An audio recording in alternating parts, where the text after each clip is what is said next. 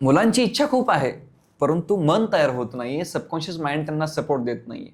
असं म्हटलं जातं, आमचे गुरु म्हणायचे नेहमीच, की जर तुमच्या मनाने तुम्हाला साथ दिली, तर तुम्ही संकटांवरती, जगातल्या किती मोठ्या संकटांवरती मात करू शकता आणि तुम्ही पाहिजे ते ध्येय प्राप्त करू शकता. जगासोबत लढू शकता आणि यशस्वी होऊ शकता. परंतु तुमच्या मनात सोबतच जर तुमचा संघर्ष चालू असेल, तर तुम्ही जगासोबत काय लढणार आणि तुम्ही तुमचं ध्येय कसं साध्य करणार? तर स्वतःच्या मनाशी जेव्हा संघर्ष चालू होतो, की एक मन म्हणतं अभ्यास करायचा, दुसरं मन म्हणतं राहू दे कंटाळा आलाय नंतर बघू, एक मन म्हणतं व्यायाम करायचा, एक मन म्हणतं याला राहू दे आता कंटाळा आलाय, एक मन म्हणतं डाएट करायचं, ते म्हणतं राहू दे आता नंतर उद्यापासून करू, आजच्या दिवस खाऊया.